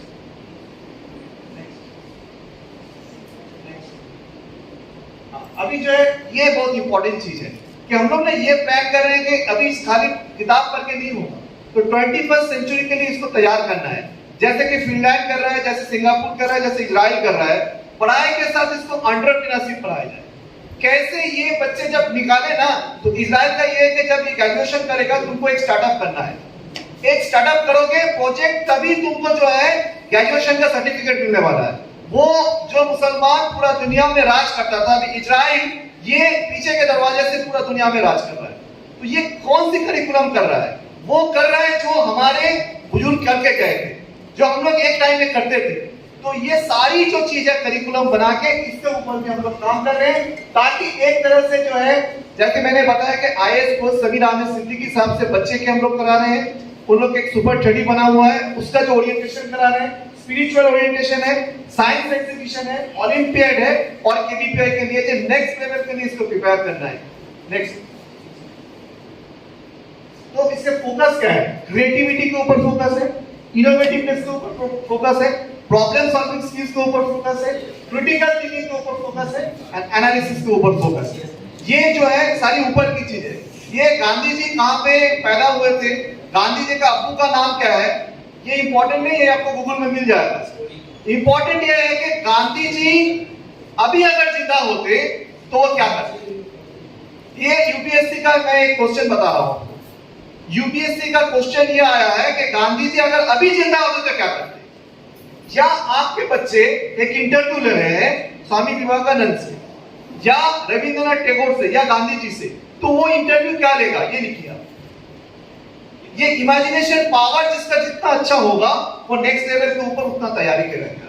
नेक्स्ट, तो ये हम लोग का टीचर का ओरिएंटेशन प्रोग्राम चलते रहता है। तो अभी हम लोग ये है कि नेशनल चिल्ड्रन साइंस कांग्रेस 2021 को फोकस करके बच्चे को इसका ओरिएंटेशन, क्योंकि बच्चे अभी से जो रिसर्च मेंटालिटी जिसका रहेगा वही आगे जाके पहले तो ये अपना स्टेट का, फिर जो है ये नेशनल लेवल पे कम्पीट करेंगे, तभी वो एक्सपोजर उनको मिलेगा। तो बोलना ये है कंक्लूड करने से पहले, अभी जो आप पूछेंगे कि सर अभी तो ये ऑफलाइन दिखा है, ऑनलाइन में क्या होने वाला, तो ऑनलाइन में जो है अभी जो इंदौर का सिचुएशन है माशाल्लाह हम लोग चाह रहे हैं कि ऑफलाइन जल्द से जल्द शुरू हो। अभी गवर्नमेंट के ऊपर पूरा डिसाइड वो लोग डिसीजन लेंगे, तो फिर भी बहरहाल हम लोग ऑनलाइन क्लासेस जो है हमारी जूम प्लेटफॉर्म में होती है। जूम प्लेटफॉर्म होती है अनइंटरप्टेड, 40 मिनट के बाद जो है ये कनेक्शन लॉस नहीं होता, ये चलते रहता है 24/7, क्योंकि हम लोग जो है इसका लाइसेंस खरीदे हुए। इसका फायदा क्या है, सेफ्टी एक तो है, दूसरा है कि हम लोग बहुत सारे एक्स्ट्रा फीचर्स ऑनलाइन क्लासेस में हैं जो इसमें मिलते रहता है। बच्चे को हम लोग रिकॉर्डिंग की बात में भेज सकते हैं, वो अगर कोई बच्चा नेटवर्क इशू होगा कुछ होगा तो उसको कर सकते हैं। दूसरी है जो अगर ऑफलाइन में रहते हैं तो बच्चे को हम लोग सुपरविजन कराते हैं, कोचिंग कराते हैं, तो ऑनलाइन में कैसे होगा, तो ये शाम के टाइम में हम लोग 7 से 9 2 घंटा उसका स्पेशली सुपरविजन कोचिंग कराते हैं। सुपरविजन कोई डाउट क्लियरिंग होगा तो इसको डाउट क्लियर उस टाइम पे कराएंगे। 5 क्लास मिनिमम 5 क्लास दिन का होगा, 1-1 घंटा करके, वो डिपेंड करता है 40 मिनट का 50 मिनट 1 घंटा जिस हिसाब से उसका होगा, लेकिन अनइंटरप्टेड होगा, उसमें कोई रुकावट नहीं होगा। और हम लोग का अलग पोर्टल बना हुआ है, तो उसमें बच्चे के असेसमेंट देंगे वो पोर्टल में देंगे। तो ये ऑनलाइन में अभी पोर्टल में दे रहे हैं, ऑफलाइन में भी कोई भी बच्चे का डिटेल्स आपको चाहिए तो आपको जो उसका एक यूनिक रजिस्ट्रेशन नंबर और पासवर्ड दिया जाएगा, तो आप उसका लॉगिन करके देख सकते हैं कि बच्चे के प्रोग्रेस क्या हुआ है क्या नहीं हुआ है। तो इसको जो एक मॉडर्न तरीके से इसका डॉक्यूमेंटेशन जो कि आगे में भी रखेंगे और अभी ऑनलाइन में भी हम लोग ऐसे ही चला रहे हैं, और ऑनलाइन प्लेटफॉर्म में भी हम लोग एग्जाम लेते हैं और उसका प्रोग्रेस रिपोर्ट भी उसको देते हैं, उस हिसाब से अगले क्लास का दाखिला होता है।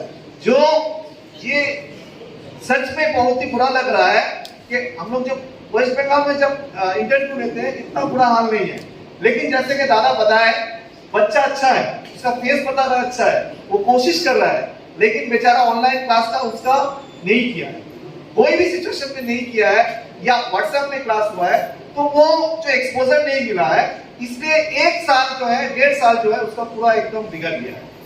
तो माशाल्लाह यही हम लोग कोशिश करते हैं, जैसे बंगाल में हुआ है अल आमीन मिशन एकेडमी इंदौर का ये जो पहला जरिया बने कि पूरे मध्य प्रदेश में बंगाल से जैसे हो गया दूसरा बंगाल, यहाँ पे अल आमीन मिशन एकेडमी बने।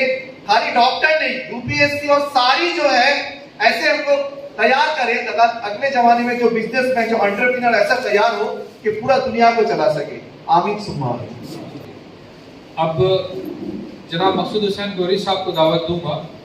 अल आमीन मिशन एकेडमी जो पाकीज़ा के एसोसिएशन के साथ में, पाकीज़ा एजो ग्रुप के एसोसिएशन के साथ में यहाँ पर कायम हुई है और उसी एसोसिएशन के साथ में आगे बढ़ेंगी, उसके पीछे क्या मकसद था मैं उनसे गुजारिश करूँगा कि वो आपके सामने बयान करें। जनाब मकसूद हुसैन गोरी साहब। अस्सलाम वालेकुम व रहमतुल्लाह। एक बार नबी करीम सल्लल्लाहु अलैहि वसल्लम पे दरूद शरीफ पढ़ने में सल्लल्लाहु अलैहि मोहम्मद व आले मोहम्मद। सलातो व सलाम अलैका या रसूल अल्लाह, सलातो व सलाम अलैका या नबी अल्लाह, सलातो व सलाम अलैका या रहमतुल लिल आलमीन।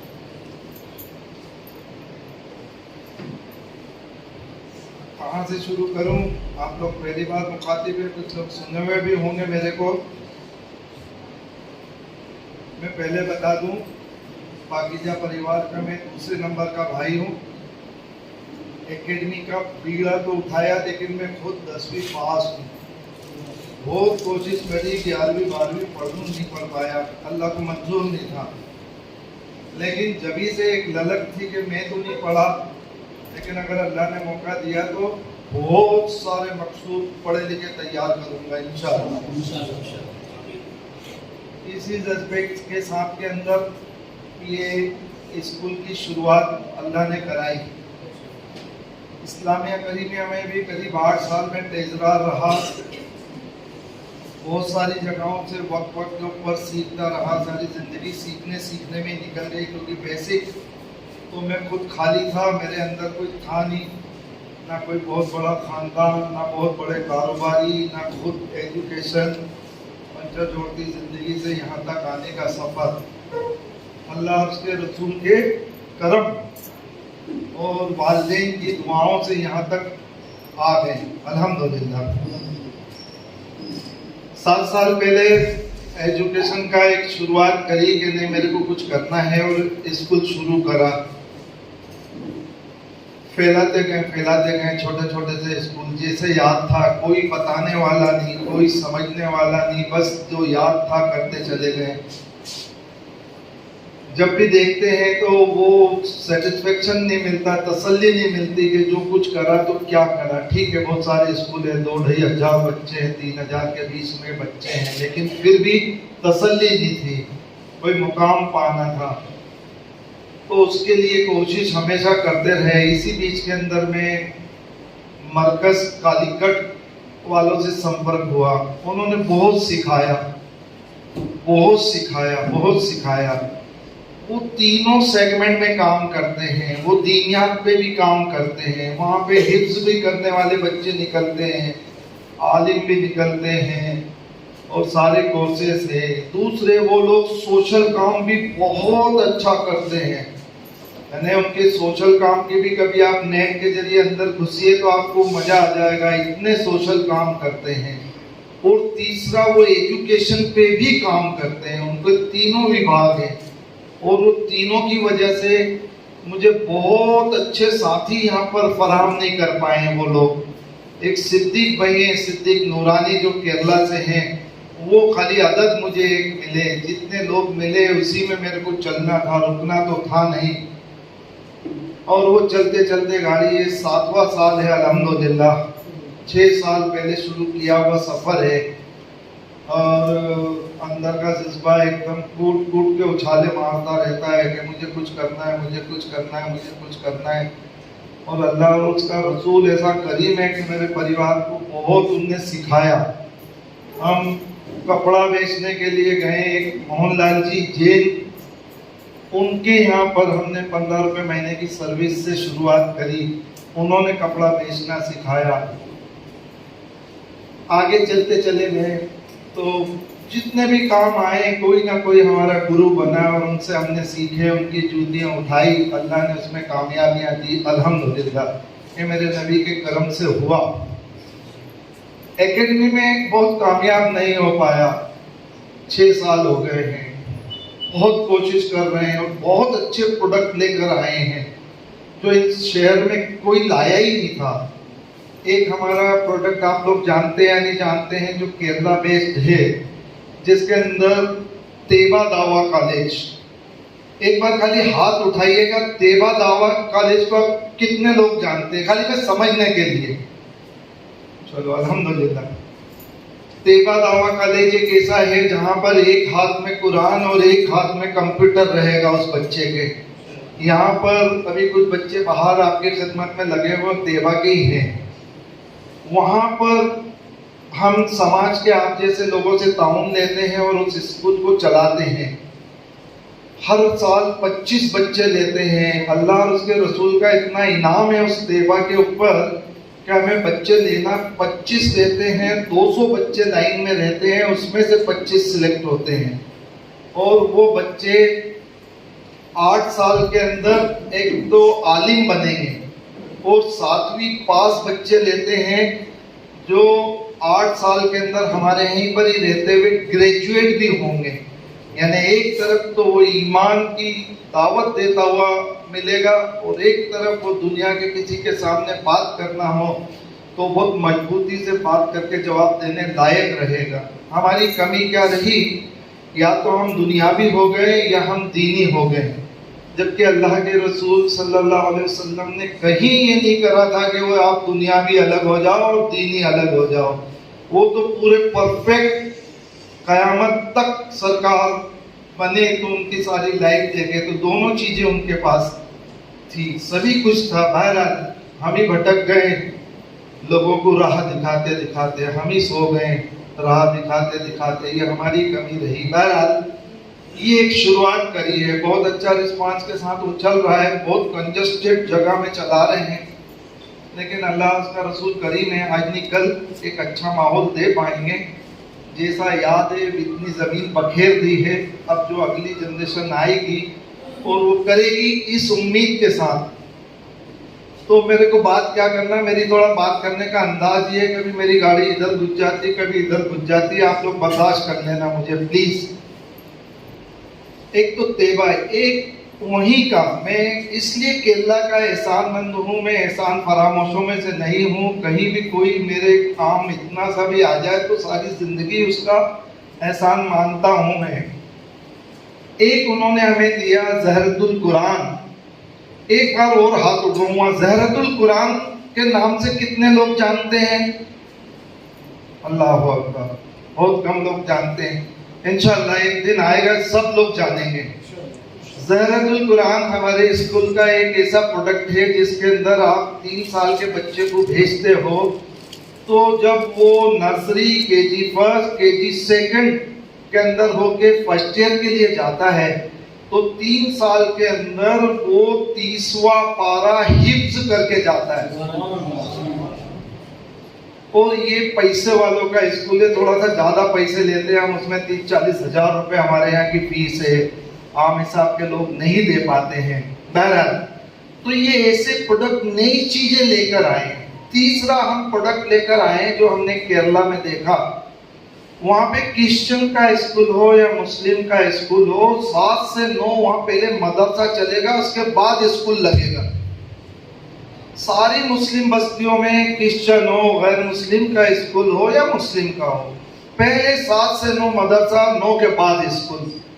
तो हमने एक तीसरी चीज हमारे सारे स्कूलों के अंदर ये करी कि हमारे सारे स्कूलों के अंदर मदरसे हैं, यानी वो बच्चा बहुत आलिम तो नहीं बना पाएंगे, लेकिन बेसिक मुसलमान, सच्चा मुसलमान तो बन के अल्लाह रसूल ने चाह निकलेगा। वो ऐसी सोच है, ये आपके सामने इसलिए बयान कर रहा हूँ, अल्लाह रसूल जाने जिंदगी मौका देगी ना देगी, फिर कभी मुखातिब आप लोगों को हो ना हो, लेकिन जिस नींव के ऊपर, जिस धरातल के ऊपर पाकीजा स्कूल खड़ा हो रहा है, तैयारी कर रहा है, अभी आज पूरा नहीं खड़ा हुआ लेकिन हो जाएगा, हो जाएगा। 46 साल पहले जब ठेला लगाया था, उस वक्त नहीं सोचा था कि इतनी दुकानें भी हो जाएगी और 500 लोग हमारे यहाँ काम करेंगे।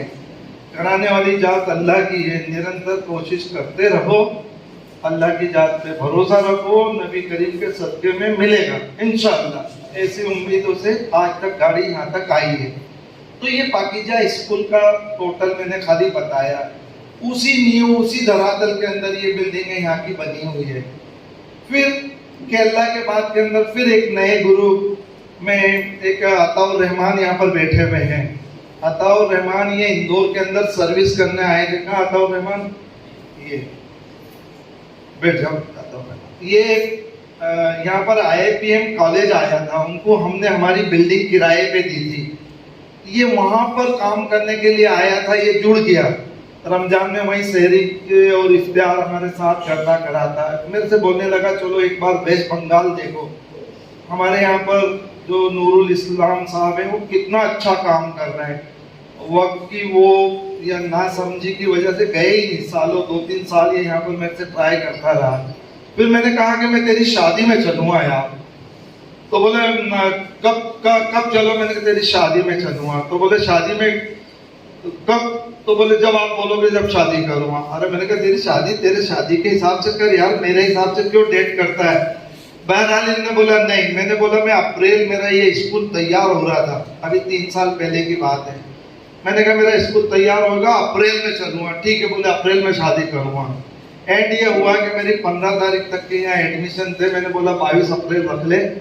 अगर आप ईस्वी सन के हिसाब से देखेंगे तो 22 अप्रैल सरकार की पैदाइश का दिन है। तो मैंने कहा एक अच्छा दिन है, मुबारक दिन है, तो ऐसा कर ले। इन्हें 22 अप्रैल ही शादी का दिन रखा। मैं इसके 22 अप्रैल पहली बार कलकत्ता इस नियत से गया और इसके यहाँ गया, और जब इसके यहाँ देखे शक्ल सूरत पे जाओ तो मेरे आसपास ऐसे 100 कम से कम डॉक्टर खड़े होंगे। मैं कह नहीं सकता कि डॉक्टर खड़ा है क्या, मैं इसकी शादी में इतने लोग थे क्योंकि इनके यहाँ डॉक्टर की फोटोकॉपी निकालते ही ऐसी, इनको अल्लाह ने इतनी महारत दे रखी है, अल्हम्दुलिल्लाह अल्हम्दुलिल्लाह। तो मैं जब वहाँ जाके नज़ारा देखा तो वैसे तो मैं ताजुल शरिया से मुरीद हूँ, लेकिन दुनियावी एतबार से मैं इनका मुरीद हो गया। वहाँ जाके मैंने बोला बाबा इतना काम जो अभी इन्होंने बताया अल अमीन का, बहुत में वो हुआ। मैंने इनसे जाते के साथ पहली बार में हाथ मिलाया और मैंने इसरार करा इनसे कि एक बार आप लोग यहाँ की वेस्ट बंगाल की मिट्टी लेके मेरे इंदौर के अंदर भी बिखेर दो ताकि ऐसे बच्चे मेरे यहाँ भी निकले। अल्लाह ने ऐसा एहसान करा कि ये अतुर रहमान की पुल बनने की वजह से उन लोगों ने एक्सेप्ट भी करा कि हम आते हैं।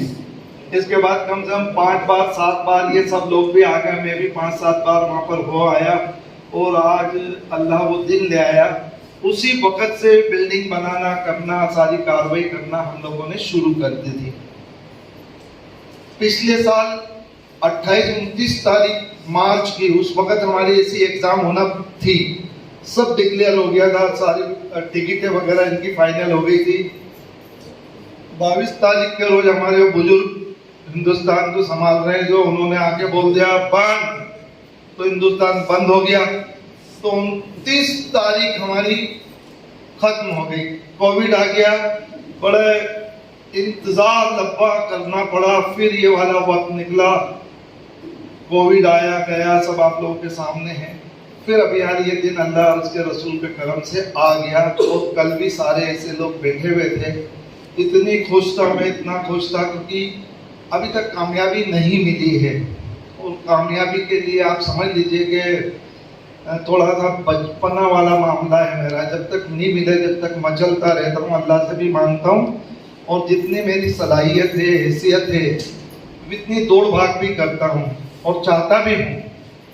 मैं रिटायरमेंट के फेवर वाला आदमी नहीं हूँ, क्योंकि मैंने किसी से सुना है कि अगर मौत के 10 मिनट भी मिल जाए तो एक पौधा लगा दो, तो क्यों ना कोई काम किया जाए। तो इस नियत से इस काम का एक बीड़ा उठाया। तो मेरे को ये गुरु परिवार फिर मिल गया वेस्ट बंगाल का, मैंने इन्हें ले आया। कल भी ये सारा मामला हो गया था, आज भी अल्हम्दुलिल्लाह आप सब लोग आए। कल 63 बच्चों को बुलाया था, 59 बच्चों की फैमिली आई, 95% लोग बाग यहाँ पर आए अल्हम्दुलिल्लाह। इससे ऐसा लगा कि नहीं कोई ने उभारा नहीं, कोई ने कुरेदा नहीं, वरना हम में जज्बा तो सब में था बच्चों को पढ़ने और पढ़ाने का। तो अल्लाह जिसे सेहरा बांधना चाहे ये उसकी करीबी है। तो ये हुआ कि ये वाली चीज शुरू करने का मन बना लिया। इन लोगों के साथ जो अपनी बिल्डिंग है इनकी में लोकल सपोर्ट पूरा देना है, सारा निज़ाम इनके पास है। कोई सिफारिश एक भी किसी की भी मेरी या मेरे परिवार की इनके यहाँ पर नहीं चलेगी, क्योंकि अगर ये चलाने लगेंगे तो फिर इस स्कूल का वो क्वालिटी नहीं बन पाएगी जो अपन बनाना चाहते हैं। जो हकदार बच्चे हैं वो रह जाएंगे, नाहक बच्चे एंट्री कर जाएंगे। तो सिफारिश इसलिए मैं सब लोगों के सामने बोल रहा हूँ क्योंकि ताल्लुकात इतने सारे हैं, लोग बाग फोन करते हैं या मिलते हैं, तो मैं हेल्पलेस हूँ, मैं कुछ भी नहीं कर पाऊंगा। मैंने इन्हें राइटिंग में लिख के भी दिया है, इन्हें खाली 786 रुपये महीने के अंदर किराए से बिल्डिंग दी है और उसके साथ मैं पूरा शरीक हूँ। 1 रुपया भी उसके अंदर कमाना मेरा उद्देश्य नहीं है। स्कूल का काम मैंने मेरे परिवार से बोला, बेसिक हम कारोबारी परिवार से हैं, बैंकों से जुड़े रहते हैं, इतने अपना कर्जा लिए हुए रहते हैं। तो मैंने घर वालों से एक ही बात बोल रखी है, स्कूलों का फायदा इस दुनिया के अंदर नहीं मिलेगा। पहले तो ये सोच लेना कि अगर यहाँ से बहुत कमाओगे और अमीर बन जाओगे तो यहाँ से अमीर नहीं बनोगे, अमीर बनोगे कब्र के अंदर इंशाअल्लाह। मेरा ऐसा मान है कि अगर अल्लाह और उसके रसूल ने कबूल करा तो फायदा वहाँ मिलेगा। यहाँ तो ये इतनी बड़ी जगह में, और एक बात बताऊं कि 50 बीघा जमीन है यहाँ, ये 32-33 एकड़ जगह है ये, जिसे सारी फैमिली से वक्फ करवा लिया मैंने। वक्फ मतलब मैंने बोल दिया कि इस जगह के ऊपर हम भाई लोग रहें ना रहें, हमारी औलादें इसके ऊपर यूनिवर्सिटी तक जाएं धीरे धीरे आगे बढ़ के। क्योंकि एजुकेशन नहीं रहेगा तो हम सब लोग कितने ही गोश्त मांडे खा के खुश हो लें, हमारी स्थिति नहीं बदलेगी। याद रख लेना, कल जूतियों के यहाँ बैठने बिठाने के लायक अपनी नस्लों को छोड़ के जाना है तो कुछ मत करो, खूब खाओ पियो, मजे लो, गाड़ियों में घूमो, बड़े बड़े बंगले बना लो, मर जाओ। एक तो ये रास्ता है। एक रास्ता ये है कि नहीं, हम बदल के जाएंगे। जो हमारी हैसियत है, अबाबिल की हैसियत ही इतनी थी कि 2 बूंद पानी ले जाके डालती थी, अल्लाह भी हिसाब इतना ही लेगा जितनी आपकी सलाहियत, जितनी आपकी ताकत है। क्या आपने अपनी ताकत का इस्तेमाल करा, नहीं करा? आप अपनी औलाद और अपनी नस्लों के लिए नहीं सोच रहे हो, समाज का नहीं कैसे सोचोगे? नहीं, आओ अपन सब मिलके बदलते हैं। बदल भी जाएगा, कुछ नहीं हुआ है। ना हिंदू होता, ना मुसलमान होता, ना सिख होता, ना ईसाई होता। अल्लाह के दरमियान इस दुनिया के अंदर जो मेहनत करेगा उसे अल्लाह देगा। मेरे ख्याल से मैं कहीं पर आलिम लोग बैठे हैं, कान पकड़ के माफी भी चाहूंगा, कोई ऐसा शब्द निकले तो मुझे माफ करना और टोकना, ताकि मैं अपने अल्फाज वापस ले लूं, पकड़ में ना आऊं। तो हम लोगों को सबको मिलके पलटना पड़ेगा और उसकी शुरुआत छोटी सी ये करी है। अल्लाह कबूल करे कि ये नीयत से यहाँ पर करा है। आप लोग देखिए, आपके बच्चे इसके अंदर हमारे पास, पिछली बार हमने SWC के थ्रू, अच्छा एक और बार आप बोलोगे यार बहुत हाथ उठवाता है यार, SWC मैं इसलिए उठवा रहा हूँ, जितनी मेहनत कर रहा हूँ उसे कहाँ तक पहुंचा पाया हूँ मैं, खाली इस नीयत से। और सुन्नी वेलफेयर कमेटी SWC को कितने लोग जानते हैं? अल्हम्दुलिल्लाह अल्हम्दुलिल्लाह अल्हम्दुलिल्लाह अल्हम्दुलिल्लाह।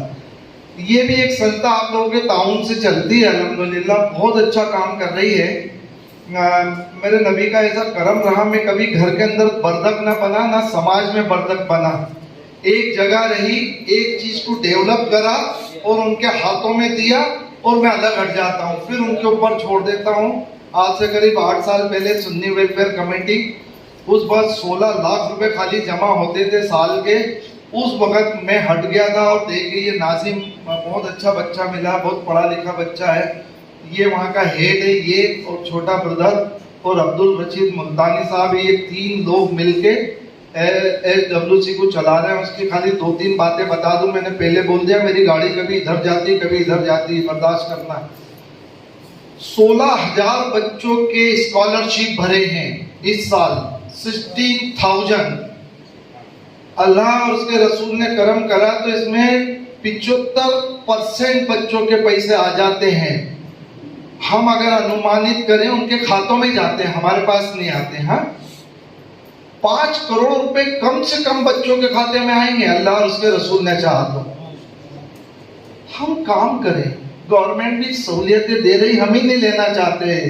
हम सोए हुए हैं, हम 2 बजे तक होटल पे बैठे हैं, फजर की हमारी 1-2 सफ होती है, इससे ज्यादा होती नहीं। जुम्मे के रोज जने कहाँ से फरिश्ते आ जाते हैं कि जगह नहीं मिलती है।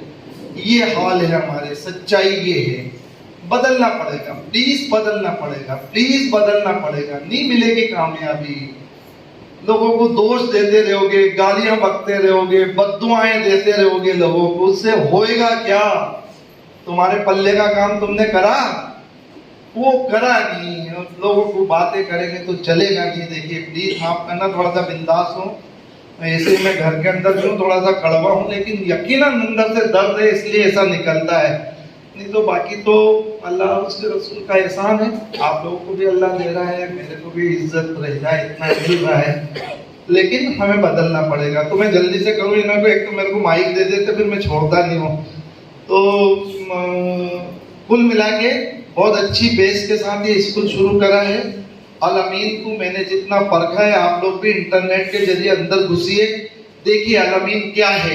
ये लोग कौन है? ये मैं अल्लाह के इंदौर वालों को थोप तो नहीं रहा हूँ, नहीं, आप खुद भी जानकारी निकाली है। अल्लाह और उसके रसूल ने चाहा तो आपका भी अच्छे तासुरात निकलेंगे वहाँ के ताल्लुक से, क्योंकि बहुत अच्छा काम कर रहे हैं।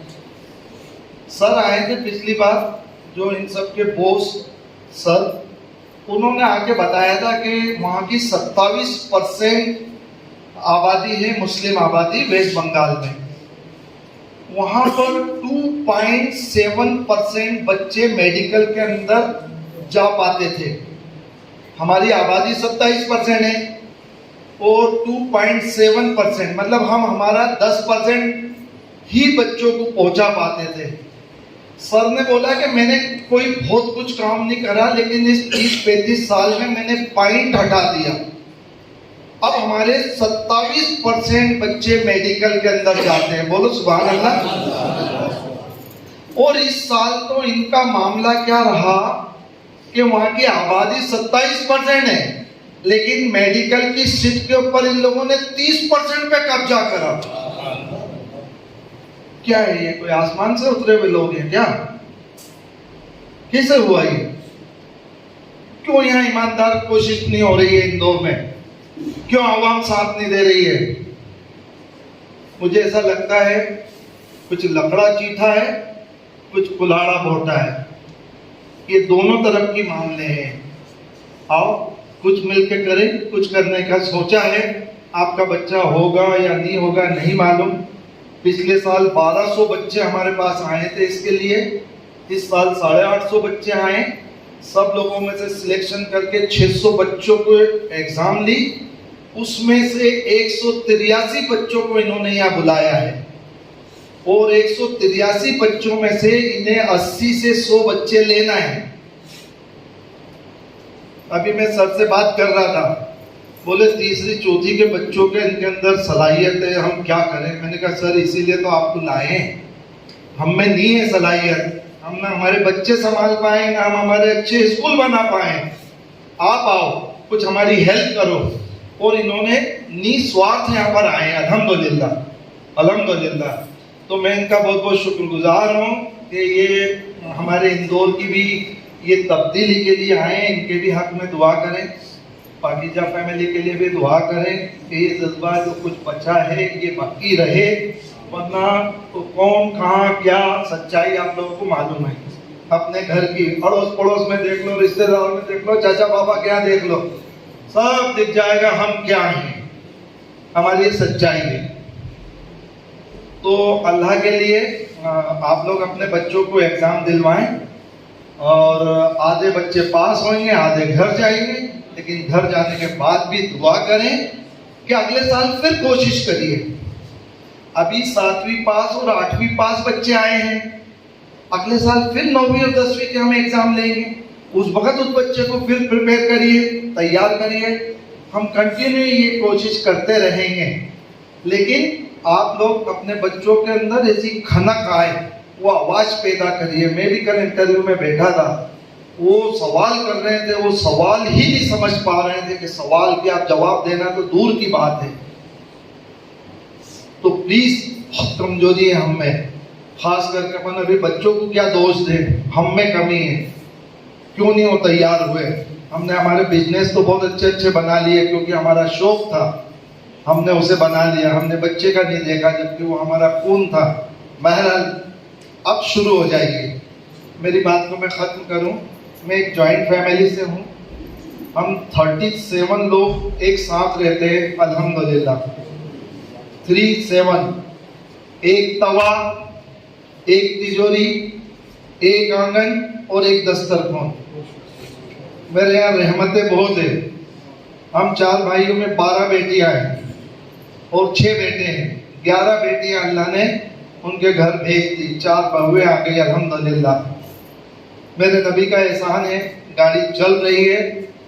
आप लोग भी नजदीक हो, आपके खून के अगर आप हो जाएंगे तो आप समाज के भी हो जाएंगे, दोस्तों के भी हो जाएंगे, रिश्तेदार के भी हो जाएंगे। अपने घर आइएगा सर, तशरीफ। तो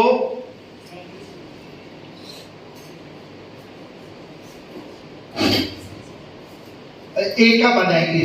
अगर हम ही एक नहीं होंगे तो हम तो बिखर जाएंगे, और बिखर ही गए हैं। देख लीजिए जो हमारे हालात है, कुछ बोलने की जरूरत नहीं है। हमें एक होना है, हमें नेक होना है, हमें पढ़ाई की तरफ आगे बढ़ना है। यही मेरा एक वो है। एक मैं 7 पॉइंट मेरे में हमेशा ऐसे बता के बात खत्म करता हूँ। मेरे जाती है, जरूरी नहीं आप पे लागू हो, लेकिन मैंने अपने खुद के लिए ऐसे उसूल बना रखे हैं अगर खुद के उसूल तुम खुद घर में बैठ के, तुम ऐसे बैठ के समाज के लोग नहीं बनाओगे तो लोगों के उसूल पे तुम्हें चलना पड़ेगा। फिर वो उसमें मिलावटें करेंगे, तुम देखते रह जाओगे। हो भी यही रहा है, हो भी यही रहा है, देख लो सामने, और तुम बर्दाश्त कर रहे हो। अब तुमने बर्दाश्त की आदत डाल दी, खराब की। अब तुम्हारा हश्र क्या होगा, देखो तुम्हारी नस्लों का क्या होगा।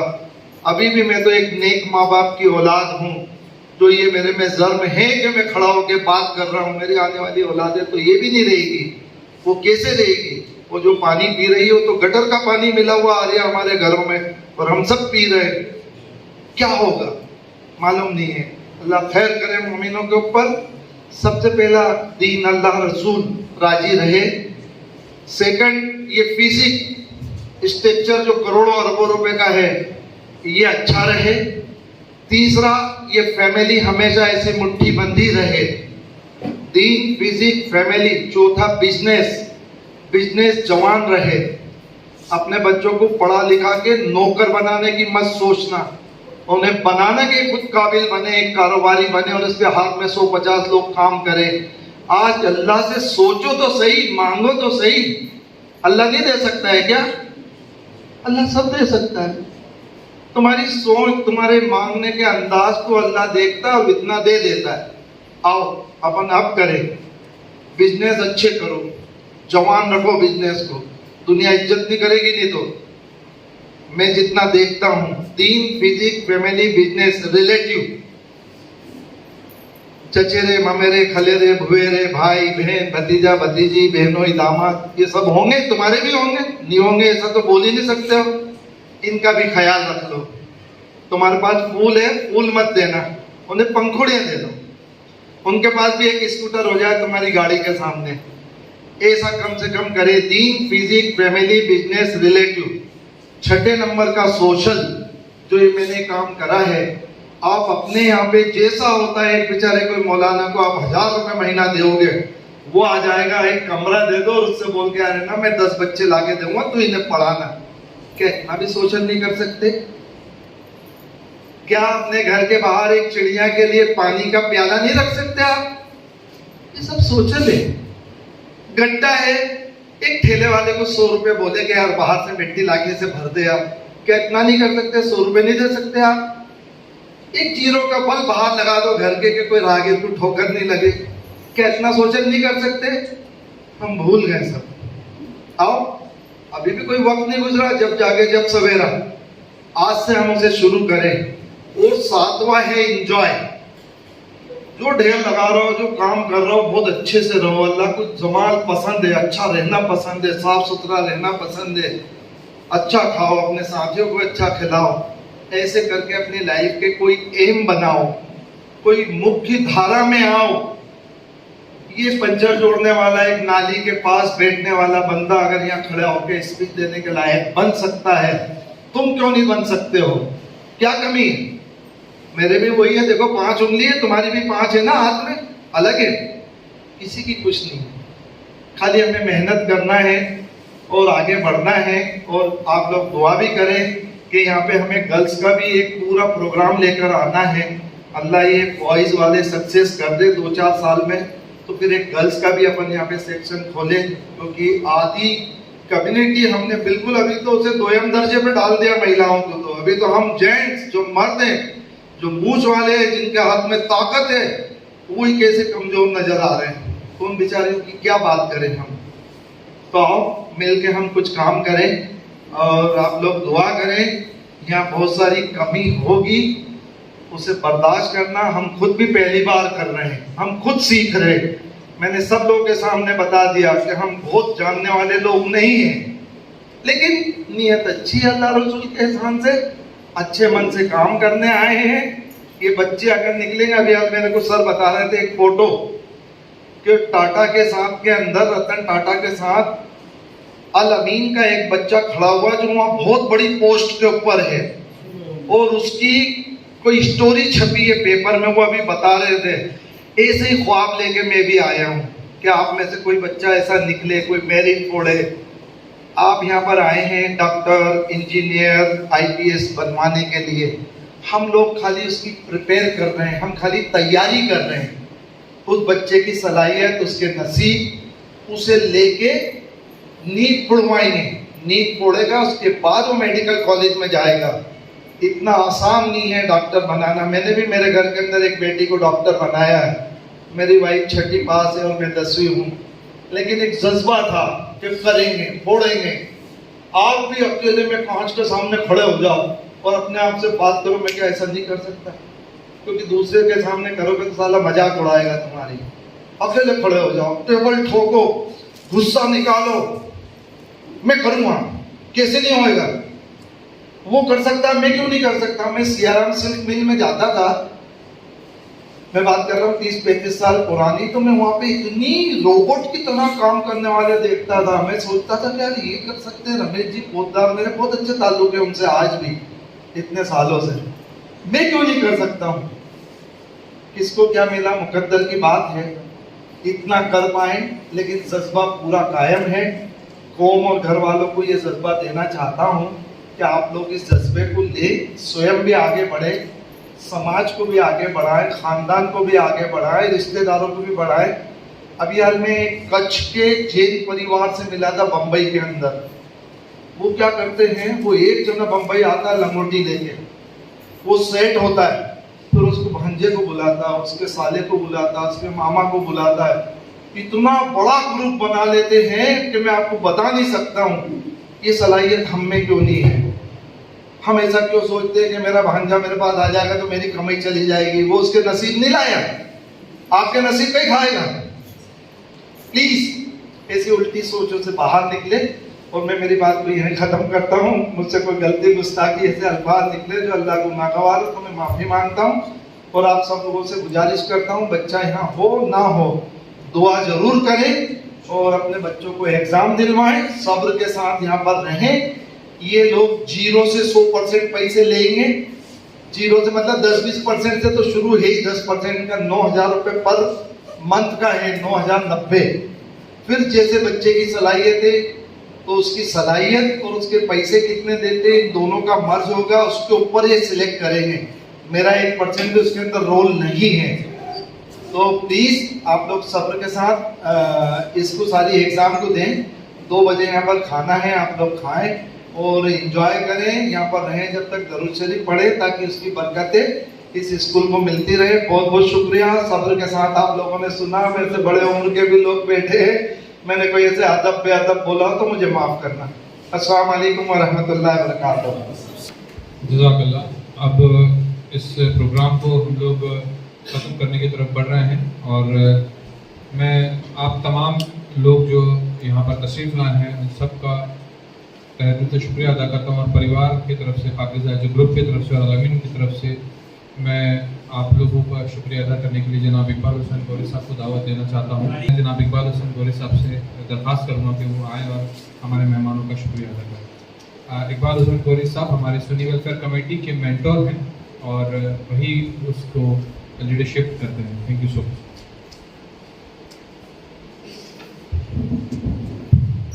अस्सलाम वालेकुम।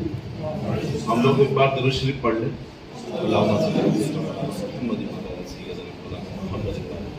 एक मिनट कीमती है इसके बाद का, क्योंकि आपको दिन में सारी चीज़ें करनी है, लेकिन मुझे लगता है कि कमी रह जाएगी अगर मैं ये नहीं बोलूँ कि ये जो शख्स मुझसे पहले खड़े थे वो क्या है।